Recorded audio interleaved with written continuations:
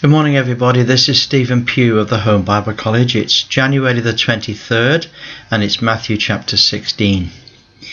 We have two small passages. The first one is the first 4 verses where Jesus speaks about the signs of the times. And then from verse 5 down to verse 12, Jesus speaks to them about to the disciples. He speaks to them about the teaching of the scribes and the Pharisees. The Pharisees and the Sadducees. Let's get that right. So in the first verse, the Pharisees and the Sadducees come and they're tempting Christ and they're asking him to perform a sign from heaven. Now, this is rather rich because already he's given all of his messianic signs. So this isn't a genuine request. This is tempting him. This is abusing Christ. They have rejected his messianic signs and now they would like to have a sign from heaven. Jesus answers in this way. He says, "When it is evening, you say it will be fair weather, for the sky is red. In the morning, you say it is foul weather today, for the sky is red and lowering. O ye hypocrites, you can discern the face of the sky, but you cannot discern the signs of the times." The signs of the times were the messianic signs that Christ performed for the benefit of unbelieving Israel. The signs were proof of his messianic authority and they were confirmation of his mission. He says about them, he says, "A wicked and adulterous generation seeketh after a sign, but there shall be no sign given to it, but the sign of the prophet Jonah."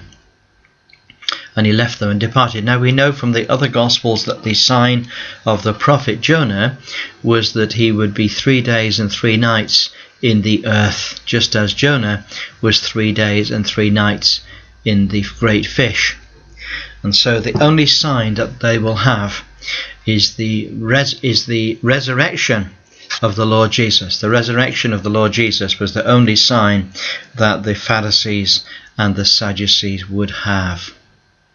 In the second passage, the first passage was spoken to the Pharisees and the Sadducees. The second passage is spoken to the disciples about the Pharisees and the Sadducees, and Christ says, beware of them, be wary of them. It starts off that the disciples came to the other side and they had forgotten to take bread. That's the context. And Jesus said unto them, "Take heed, beware of the leaven of the Pharisees and the Sadducees." And they whispered amongst each other, they saying, "Oh, is it because we've left bread behind?" And when Jesus knew what they were saying, he said to them, "O ye of little faith, why do you reason among yourselves because you brought no bread? Do you forget that I was able to feed the 5,000? And do you remember my feeding of the 4,000? See, this is what separates these two events. I heard a preacher get up one day and tell us that they're the same event. Christ speaks of them as two separate events. How is it that you don't understand that I spake to you not about bread? I was speaking to you about the leaven of the Pharisees and of the Sadducees."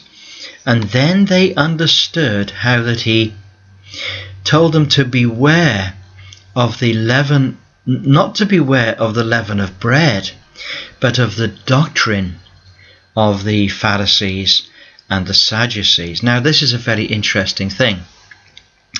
It would be an interesting exercise to go through the New Testament, to go through the Gospels, and to try to isolate what is the teaching, or what was the teaching, of the Pharisees and the Sadducees. Of course, that was what the Sermon on the Mount was all about.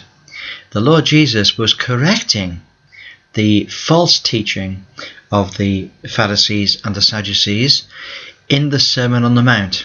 He does it typically with the phrase, "You have heard that it hath been said, but I say unto you."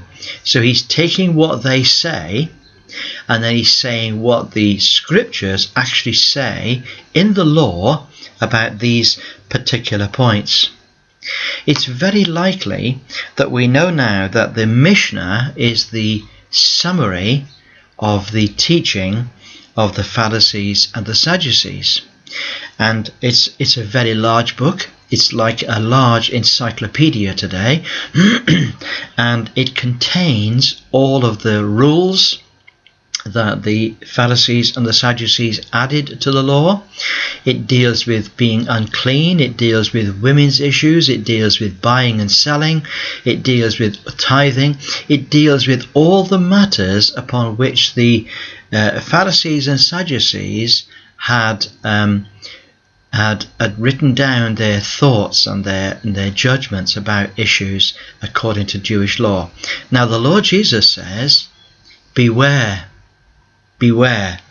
of the doctrine of the Pharisees and Sadducees. Now there are Christians today that like to read the Mishnah because they think that they're going to gain some knowledge about the scriptures. There's nothing that could be farther from the truth.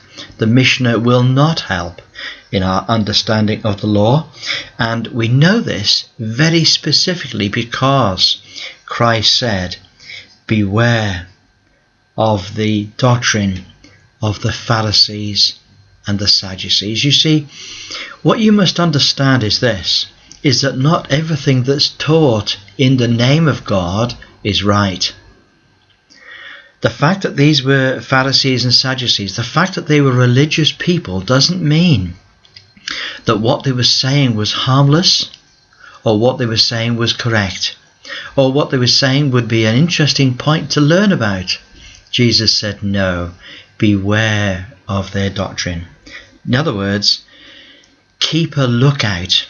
You know what it's like when you're wary of something. You worry about it. You think, oh, I wonder what the danger is. Well, there was a lot of dangers in the Pharisees and the Sadducees. In fact, I might put it like this.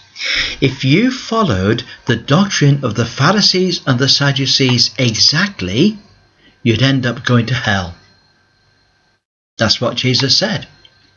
He said, unless your righteousness, this is the righteousness under the law, unless your righteousness exceeds the righteousness of the scribes and the Pharisees, you will in no wise enter the kingdom of heaven.